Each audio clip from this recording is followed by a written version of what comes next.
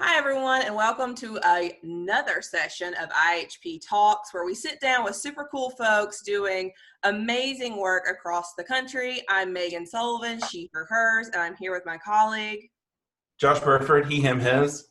And we're going to let our guests, as normal, introduce themselves. Gregory Samantha, if you'd like to tell us your name, your pronouns, what you do, where you work, and any other little tidbits that we should know before we get into it. Sure. So my name is Dr. Gregory Samantha Rosenthal, and my pronouns are they, them, theirs, and I'm an assistant professor of history at Roanoke College, and I run the public history program, and I'm also a co-founder of the Southwest Virginia LGBTQ History Project. I didn't realize you were the director of the whole program, the public history program. It's an undergraduate program. It's 6 classes. So it's most often history majors take it on top of the major, but we also have some art history students and folks from other fields too. So we always send questions to our panelists ahead of time, but I'm gonna ask you immediately out of the gate a question that's not on the list. Are you ready? Yes. Okay. So which part of Virginia is the South? Oh no, starting us out hot. I mean, so I'm a New Yorker, right? That's the first thing I have to say. And so I've lived in Roanoke for 5 years, and I study this region, Southwest Virginia. So Southwest Virginia is part of Appalachia, and that's an important part of our regional identity. I think it's quite different here than Richmond or Tidewater. It's certainly different than Nova, which is, the DC suburbs, which everyone hates on here. Because the majority of the population is in those areas, and a lot of the political power in the state is in those areas. So, but Roanoke, the city I live in, is 100,000 people. It's a significant city, and it's the main metropolis for Southwest Virginia. It's funny to me, there's you're absolutely right. There's a lot of disagreement. Hate is probably a good word about which part of Virginia counts as the South. And we have this conversation a lot. Does Texas count as the South? But I think Virginia really encapsulates that kind of tension between Southern identity. Because Megan and I are both from Alabama, which is solidly deep South. So nobody is arm wrestling us for our place in the South. But I mean, I don't want to talk about the Civil War, and I don't want to talk about the planter class and stuff like that. But Virginia has such a huge role in the sort of white supremacist mythology of the South. Yeah. And not just mythology, but political power in the history too. So it would be really hard to not see Virginia as part of the South in terms of the historical legacies, even if parts of the state are becoming very northernized. But that northernization is not so evident in Southwest Virginia. Well, and I would argue too that northernization of the South is happening in Charlotte too. Mm-hmm. I mean, the population of people who, when I was living there, were commuting from upstate New York to Charlotte to work was huge. They would fly in on Mondays, stay until Thursday, and then fly back to New York on the weekends. So what I think is interesting about Virginia is that people always want the South to be a geography, as opposed to to your point, this shared historical identity. Mm-hmm. And so it's easy to get caught up in that, what feels Southern, right? As opposed to your point, the actual long arc of the history of the South, which is made up of all of these different kind of people. Yeah. Yeah, and I'm still on the fence about Texas. I love Texas, but still not sure they're the South. Still not sure. Queer History South will be hosted in Dallas, Texas in 2022, so make sure to pre-register. We love Texas. I like Texas too. I'm just not sure where they are. So tell me, I think you and I connected through your project the first time, because I'm sure I read an article about it online and then went down the rabbit hole, and then because I'm me, immediately emailed you directly. Yeah, so actually I think I know I reached out to you when you were still in Charlotte. but that was after the Queer History South, the first attempt at creating Queer History South, and which I wanted to write about in my first Yeah. article about our project. In that the bathroom bill thing had just happened in North Carolina, and there's a lot going on there. You will recall that a lot was going on there, but I think I asked you for to clarify some things for my article. But yeah, so it's been great to know both of you for a while. But do you want to hear a little bit about our project? Is that the question? Yes. Yeah, I think because, I mean, I know a lot about what you do, but I would love for our network to know more about your work. Yeah, so the Southwest Virginia LGBTQ plus History Project, we got started in the fall of 2015. So we're coming up on 5 years now. The project for me, the project originated in my head in many ways, in that I had just moved down here from New York with my PhD. This is my first academic appointment post PhD. And I had just come out as a queer guy at the time. Now I identify as trans now. But and I was like, what the hell am I doing moving down to Southwest Virginia as a newly out queer person and leaving Brooklyn? Like this is a ridiculous situation, which reflected a lot of my ideas about the South at the time, which were completely shaped by having lived in New York and New England my whole life. So I was a newly out New Yorker queer, and moved down here and to do public history. And I was thinking about like what kind of public history project could I really jump into very quickly in the community that I don't know and I haven't built any relationships in, because it's so important, as you know, in public history work, to build those relationships with community members and not just tell people stories for them without their input and so on. So immediately moving here, I thought, well, the community that I'm going to personally make the most investment in outside of my work is trying to find other queer people, because I'm just moved here and I need to find community.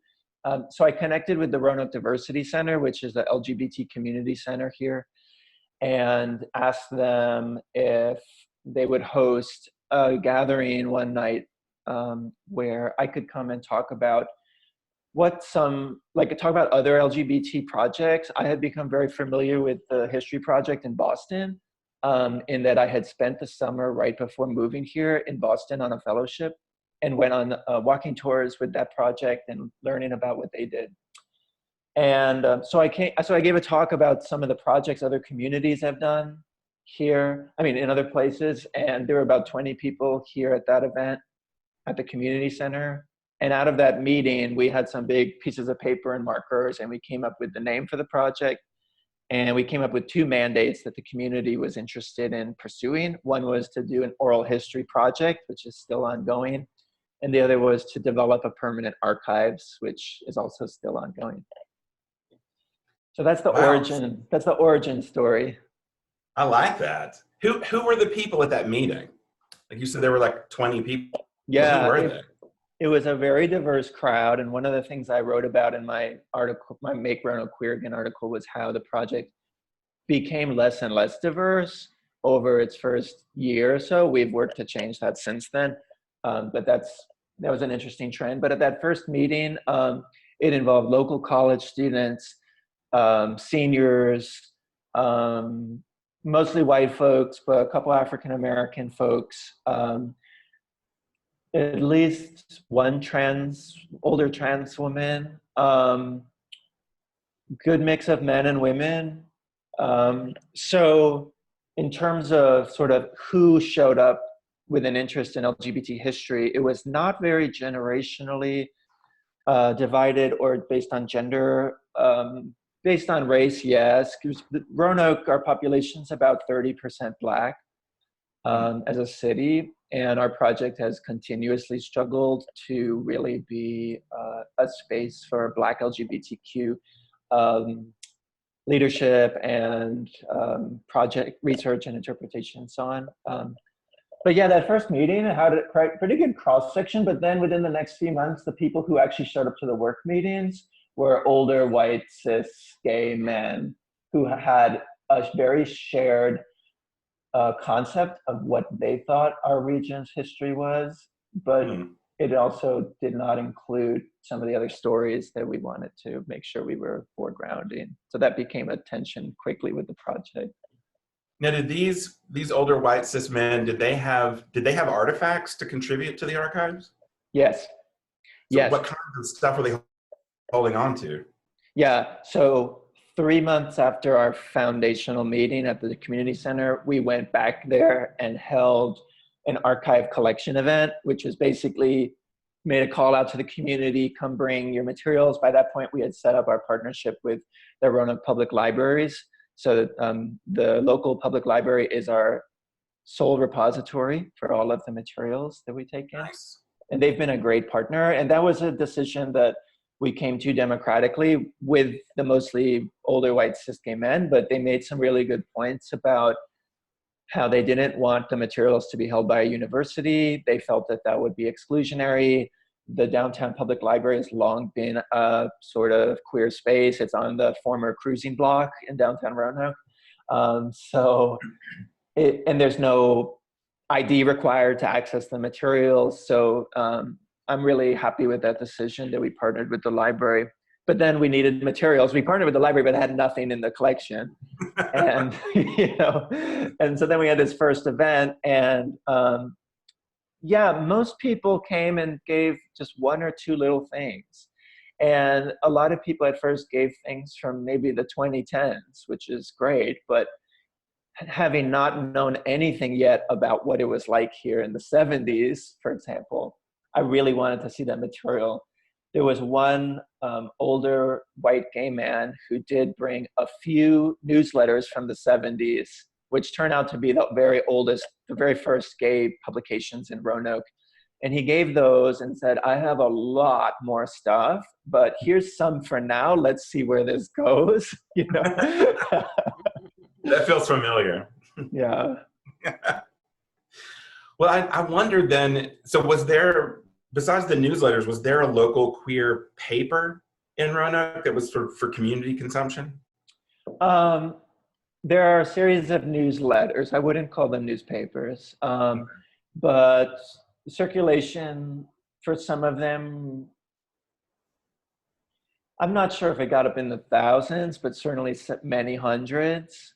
And they circulated throughout the region to Lynchburg and Charlottesville. And I mean, the lesbian newsletter published here in the 80s, it's the only lesbian specific newsletter in Roanoke that ran for about 5 years. I could not find any copies locally. No one had them, but there was a full run at the Lesbian History Archives, which was one of the subscribers, I believe.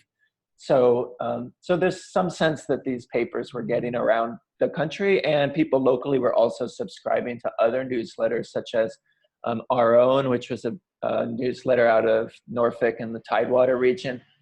A lot of people here have those, and people were subscribing to The Blade and other newsletters. Well, then what are you all doing about, or are you, like, what is the digital component of your project look like as far as accessibility and programming for that? Yeah, so the public libraries, their archive uses Omeka to put materials online. They host our oral histories as part of their digital collection, and that's fantastic. They host the audio and the written transcripts and everything. But we decided very early on to work with the college, with Roanoke College, as the digital repository for the physical things in the public library. I don't recall why, but one of the good things about that is it's involved tons of students in a way that the public library, we have gotten some of our students in there involved. But so Roanoke College uses, it's now called JSTOR Forum, which used to be Art Store, and it's used mostly to host art collections. We had a temporary grant there at the college, and started a digital repository there in agreement with the public libraries. They were digitizing stuff from the LGBTQ collection, and it's going into the Roanoke College's digital archive. And so I have students involved with doing the metadata and all that stuff. So that's worked out fine. That partnership has worked out fine for us. Are the digital materials accessible, like if you're not involved with the college, can you see them? Yes, I believe that they are public. Okay. They're most easily found through academic database searches. Okay. That's sort of the way that JSTOR form works. But my Mhm. understanding is that, yeah, actually, absolutely they are. Because you can go to our website and click right on the front page. It says explore our digital collections. Okay. And there's no password, there's no gatekeeping, and you can go to it. And so what we have is mostly the newsletters. We've digitized every Roanoke based newsletter so far from 1971 to 1993. We're moving more slowly through the 90s because there's a lot more material, but all of those full PDFs are downloadable from the digital archive. Okay, great. Well, we'll make sure and link it in the description box with everything so that while folks are at home, they can go do some history research. Just have a fun time in your pajamas. Mm-hmm. So you said there's a lot of stuff from the 90s. Was that because Roanoke was like super politically organized in the 90s or like socially organized in the 90s? That is a great question. I don't know if we have more newsletters from the 90s because that's just what was donated. You know, it's sort of a bias, a selection bias. Yeah. Or if there's more going on. I think it's probably the latter, that there was, for example, so there's the longest running paper in Roanoke, the Blue Ridge Lambda Press, ran from 1983 to 2008 for 25 years, which is really impressive. Yeah. Most of these newsletters were a couple of years at most. So we've been working through that press. It comes out 6 times a year, so I'm not doing the math on that, but it's a lot of digitizing. But so right now we're digitizing that in the 90s, but we're prioritizing chronologically. At some point we need to go back. There was the MCC congregation here, which has been around since 1986. I started a newsletter in 1990, and so we'll go back after we get far enough with the first paper and go back and do that early 90s, and make sure we get all the early 90s material before we move on and digitize more. So yeah, there might just have been more things going on. The Blue Ridge Lambda Press people, that was at that time published by a group called the Roanoke Valley Gay Alliance.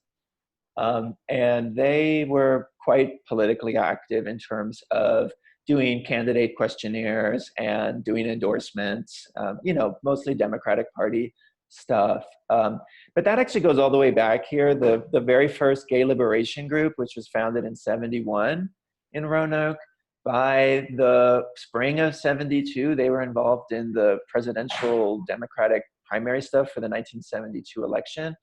And they were trying to get, there's one guy we did an oral history with who was part of that group, and he's like started just dragging out gay people from the gay neighborhood here to the polls, and said that 1972 was the year when gay and lesbian people became a voting bloc in Roanoke, which I thought was impressive. Yeah, that's very impressive. Mm-hmm. Well, I'm asking about the 90s because when I was in Charlotte working on the archives there is this very specific sort of flashpoint in like 91 where the community, although it had been organizing since the mid 70s, but decided on this very public front-facing community organizing. And they were lobbying the city for an anti-discrimination statement that was super progressive. I mean, it included trans folks, it included people of color. And there's this, like, the 90s is just this sort of like arc of political organizing in Charlotte. And so I'm always curious about how other places are organizing about that at the same time. Because I mean, that your part of Virginia and North Carolina are very connected as far as like how people were traveling, up and down that area. So I always wonder like what kind of connections there might have been. Yeah, I don't know about connections with Charlotte and some of those movements. I'd say that there's something similar going on here, but also things different. I think differently, the early 90s was the emergence of this sort of queer politics, queer nation and that kind of stuff that I think was more inclusive of trans folks and intersectional issues. That was not happening here yet in the early 90s. We were a little slower in terms of adopting the acronym. fact, I had a student looking at sort of when do we first see bisexual people mentioned Mm-hmm. in these newsletters. And it's 93 around the March on Washington and sort of the bi politics around that. But still trans people are left out for a while. And there really is no, I don't want to say no, but let's say 1% mention of race and queer people of color in the newsletters we've looked at so far, which would be going up to like mid 90s. So there's not that kind of organizing going on yet, or in some way sort of ever here in Roanoke in terms of the intersectionality. Right. But yeah, there's a lot of political organizing. There was a group called ALGO here, which was the Alliance of Lesbian Gay Organizations, and it was the first and only sort of coalition that was formed. It fell apart by the late 90s. It was founded in 1990. But the goal was to bring all of the disparate gay and lesbian groups together, like the social groups, the bowling club, the lesbian separatists, like all the different organizations, and get them politically aligned together. And it was actually that coalition that founded our Pride Festival, which started in 1990. Oh, wow. That's very cool. So, IHP is community centered, but we also work very heavily with institutions, universities, different organizations. Y'all are super community heavy, but you also have the institutional part as well. So like with everything going on, my very Southern repose there, but what are y'all doing with the project right now? Is it on pause? Have y'all moved to different ways of connecting with folks? Like what's happening? Yeah, so our research assistant at the college is in Maine now, where she's from, but she's still doing some work. She's working on this online exhibit about the inclusion of bisexual and trans people into that, like the acronym building that I was talking about the LGBT coalition in the 90s. So she's working on something around that. I've been mostly taking the lead and working on putting together a podcast, which is not something we had planned to do, but should be. I think we're a few weeks away from releasing an episode about the HIV/AIDS crisis here. The thinking there was that in the midst of the pandemic, a lot of people are thinking about the histories of HIV and how that played out. And we have so many oral histories with people with memories of that. So we're working on a podcast episode about that. So look for that in a couple weeks. And but otherwise, yeah, we've actually canceled our monthly meetings. So the way the project has worked since its founding is we try to have a sort of horizontal organization, although I'm in many ways a figurehead as the professor. That's not my title, like the professor, like I'm Gilligan's Island style. Do that, go with that.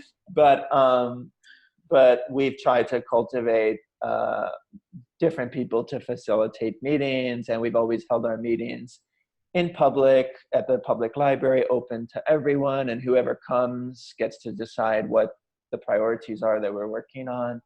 But those monthly meetings for the past 5 years have been really important, I think, to the way our project works, and that we've canceled that. We haven't moved to Zoom. We didn't want to do that. So we've just canceled those meetings, which means yeah, we're not doing as much. We've had to cancel all of our walking tours since 2016. We've offered free public monthly walking tours that are all led by LGBT people in the community. So those are canceled. So yeah, there's a lot that's on pause. Our Pride Festival locally was canceled. Yeah, we're trying to do things electronically, but also trying to take a step back and rest. Yeah, super important. Well, especially this, but there's so many moving pieces to a project like this. I mean, Megan and I work on IHP full time, and there are still so many pieces that we're trying to keep. And I admit that being at home for the last couple of weeks to really sit and look at everything I have that I'm responsible for has been nice. Yeah. I feel caught up a bit. So when you had this idea, and I think the idea for your project springs from where a lot of queer ideas spring from. It's like, you need community, you're new. How do we create something around this idea? You have this specialty that you can then offer to the community. Is the project now like where you thought it would be, or is it very different than what you imagined when you were sort of sitting in your head, kind of kicking it around? Yeah, I think we've lost some steam in the past year or two, which I haven't thought much about because I'm okay with that. I mean, I think that some of us are getting burnt out, including myself, after the first few years. We tried to do a lot fast, like really fast. You know, like setting up the archive and the oral histories was one thing. And the first round of interviews we did was, we did 14 interviews in one phase, which was so much transcribing and audit editing and stuff. Yeah. Now we're doing more like 4 a year, but that was like 14 in 6 months. So we have about 40 interviews now. It's a really good collection, and we've prioritized doing LGBT people of color interviews and women's history and trans history and that kind of stuff. But yeah, we had not originally planned to even, the first meeting we never discussed interpretive work. You know, the walking tours came out of, first we held a bar crawl, which is something I wrote about in that article that I published. And it became this annual bar crawl thing where we went to all the former gay bar sites in Roanoke and had a drink. They're mostly now either straight bars or like one's a church and stuff like that. So we'd go as close as possible and have a drink and move on to the night. And we had to cancel that this year because of COVID. But the bar crawl was super successful. And out of that, we thought, you know, we could actually do a walking tour. Now we have 3 different neighborhoods that we rotate and do walking tours in. We've done online exhibits. Annually we've done programming for LGBT summer camp for youth here, where we do interactive theater programs that we've created. We did one around trans history, and we've done one around lesbian history. We've done work with local schools. But we did all of that in the first 2 to 3 years. And I think we've stepped back more to a maintenance level in the past year or so. We're doing less new things, although the podcast is new, but more just trying to slowly build and maintain the collections. And I've been working on a book about the project. So for me personally, I've also stepped away a lot because I'm doing more sort of reflection on how is this gone and what are the issues in doing the project. I'm writing about that rather than actually like having my hands in the fire, so to speak. Yeah, I know for us, like we have these like 2 competing sense of urgency. So the one is get it, grab it up, get it. We've lost so much, like we don't want to lose anymore. You know, every time we go to somebody and they're like, oh, well, I wish you would have talked to me 5 years ago. I cleaned out my house and I moved to an apartment and I threw everything away. And so that kind of, you know, fuels that sense of urgency. And then we have this other one with people being like, when are you programming? When can I see this stuff? When are you going to exhibit?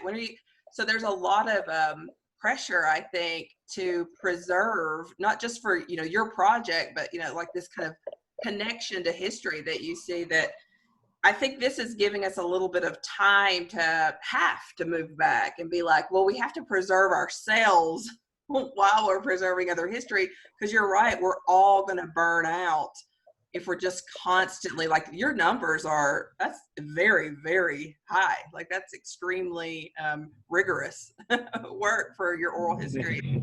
So, you know, I think it's just really good, like you're saying, to reflect on that maintenance is still good. It's still progress. It's okay to kind of take those pauses and pull back. I don't know if I just said that for myself. Maybe I did. Maybe that was just self-talking. Thank you for affirming. Yeah. Yeah. You know, another thing that we discovered, which is I've been doing a lot of writing about it in the book manuscript I'm working on, is to think about the ways that some of the communities we want to work with and some of the histories we want to tell, what we can offer is not necessarily archives or oral histories or walking tours, something like that. Like this is particularly true with the LGBT people of color community. Particularly, we've been focused for the past 3 years and won 2 grants to do work with African American LGBT people in Roanoke. We had to approach that from the point of view, first of all, that there's never been an explicitly LGBT people of color group in Roanoke, or at least we still have not found any evidence of such a thing.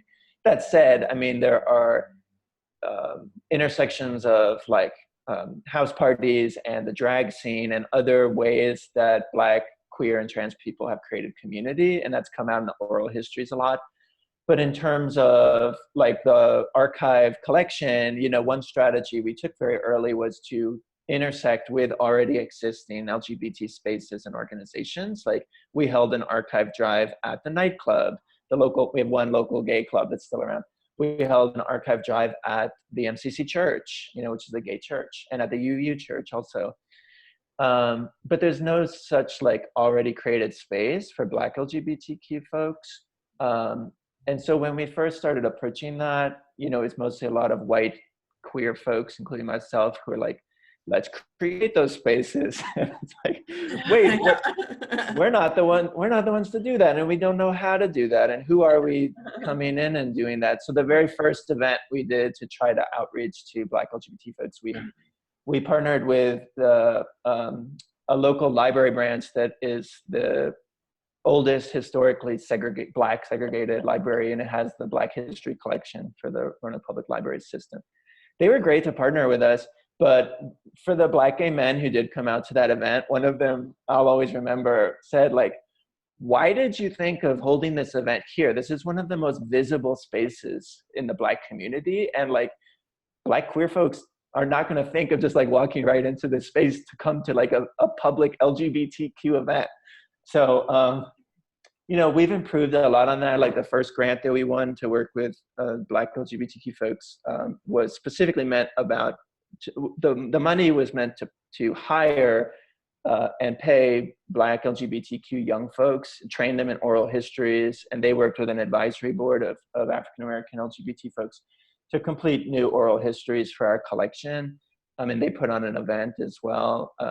But anyway, I think my point is that if we just open the doors and ask for archival donations, or we just open the doors and ask for people to tell their stories for oral histories, that's always going to leave people out who don't feel like their story has been recognized historically. They don't feel like there's trust there, etc. So we're still doing that work of trying to funnel resources into Black LGBTQ activists and organizations. And so the grant that we most recently won around that, in fact, has nothing to do with collecting stories. There's no extractive aspect to it at all, but it's just about giving money to Black queer women to create a series of dinners and that would bring Black queer women together who have never come together formally in our city before in such a way, and just to build that kind of community without any necessary, like, we want to get a product out of this thing. And that's been an important change of mindset for our project. Mm. Well, I guess my last sort of official question for you is, one of the things that Megan and I talk to a lot of people about is, you know, people want to get new projects started. We're talking right now with a group in New York, and there's a group in Iowa. There's some new groups in the South. And so if you had like a bit of advice 5 years in for someone that's like fresh, what should they avoid and what should they do? So I would say the most important thing is to have the broadest community buy-in and outreach, and consistently be doing that. I mean, I know of a lot of great projects that are university-based, and in some ways ours, we have a lot of help, including my salary from a college. But I know a lot of projects that are university-based and feel more extractive, honestly, in terms of the relationship with the community. So I think it's important to build partnerships with the existing organizations that are already there. They have to be part of the process. It's important from the get-go to be explicit about outreach and inclusion to LGBT populations that have felt historically marginalized. And I mean, we realized the hard way that includes women, it includes trans folks, it includes people of color, a lot of people who just feel like, oh, this project's probably not about me. And you have to really meet with those folks, talk with those folks, work with those folks, give them, hand over authority to those communities to be part of the project. So that's all my advice for what to do and what not to do. I think I've had people ask me about, well, how do you do oral histories? And there's a lot of great technical information out there. Like I could recommend the manual that I use to teach people in the community and teach students how to do oral histories. But I think that it's important not to get hung up too much on the technical stuff of archiving and doing interviews, and think first really hard about the like ethical and political questions about what does community mean? How is this project operating? Like, what do we want to achieve, and how are we going to get people involved in it? Yeah, that's awesome. Yeah. Thanks. Well, is there anything else that you would like to leave us with? Any stories or words of wisdom, or just, I don't know, connecting with humans for the first time in a minute? Well, I just want to say the work that y'all do is really great and very important. I think for me, going to the Queer History South conference in Birmingham was really foundational. I mean, it was on a personal level too, interestingly, because like that weekend, I made some big steps in terms of my own like transition, in terms of coming out, or just the way I was presenting myself. And so I appreciate you creating the space where I felt safe to do that. But yeah, it was really great to connect with other projects. So, I mean, I think that the Queer South is such a important area of contemporary political struggle around things like all of the anti-trans legislation that's popping up and stuff like that. And I think that the work that y'all do in terms of the historical and memory side of that is a really important part of that political work. So just want to thank you for that. Thanks. Your endorsement check is in the mail. So how can folks follow y'all to see what's going on? Do y'all have social media? What are those? We'll list them down, but if you could just tell us what they are. Yeah, so our website is www.lgbthistory, there's no Q, lgbthistory.pages.roanoke.edu. But you can also probably just Google the project. On Facebook, we're Southwest Virginia LGBTQ History Project without the plus sign, but our project is LGBTQ plus, which was a big debate at our first meeting. On Instagram, we're at SWVA, which is for Southwest Virginia, SWVA LGBTQ History. So somehow we end up doing different acronyms for every different platform, but yeah, those are the platforms we're on. Okay, well, I will make sure and link them so people don't have to commit that to memory. Thank you so much for talking to us, and we hope you stay safe, and we will see y'all on the next one.